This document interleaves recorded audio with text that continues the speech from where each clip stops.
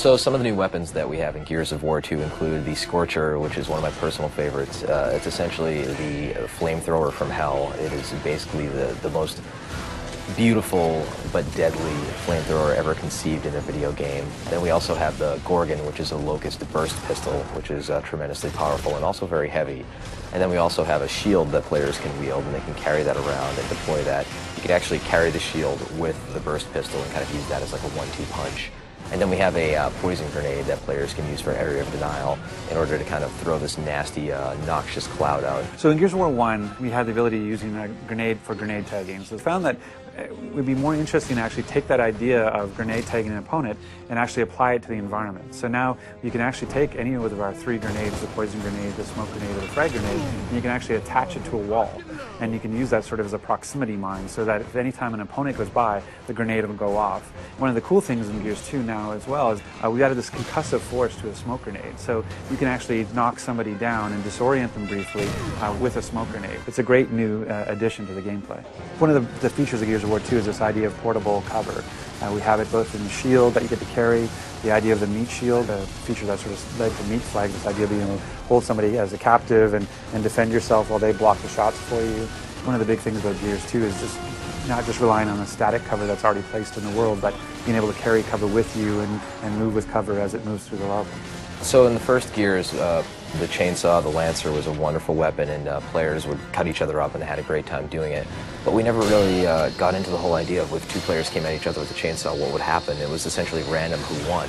And now we're answering that question in the sequel, whereas players will lock onto each other and engage in this life or death struggle with sparks flying and the light flickering, and they're grunting and they're pushing and players are mashing the button, and within 3 seconds one player will wind up winning and cutting the other guy in half. And it's this tremendously memorable moment to see these 2 soldiers, these 2 huge warriors dueling on the battlefield with these weapons.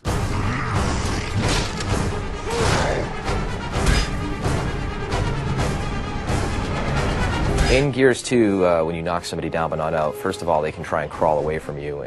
But if you do happen to get a hold of your enemy, you can first take them hostage, which is called meatbagging them, so you're kind of holding them as a human hostage, human shield.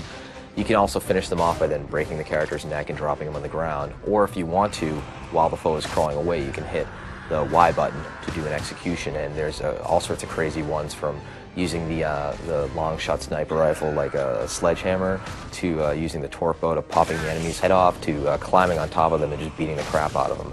So there's just tons of them there this time around, and they're a great way to finish off the round and get your buddies cheering on Xbox Live. So in Gears 1, we found that a lot of players felt that evading towards their foes, rolling essentially, and shotgunning at the end of that evade was an effective technique. And that really wasn't the game that we envisioned. So we hooked in this idea of stopping power, whereas players get shot and they actually will slow down progressively with more bullets, so that players can no longer just run blindly at each other, gladiator style. They actually have to be a little bit more tricky and use the cover system and flank and deal with suppressing fire from their buddies in order to really earn their kills this time around.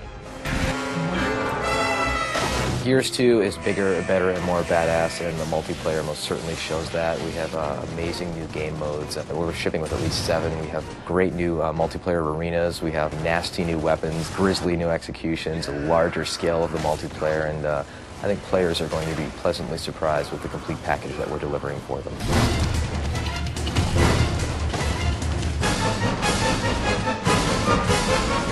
Thanks for checking out this exclusive look at Gears of War 2's new multiplayer features. Looking forward to seeing you guys this winter on Xbox Live.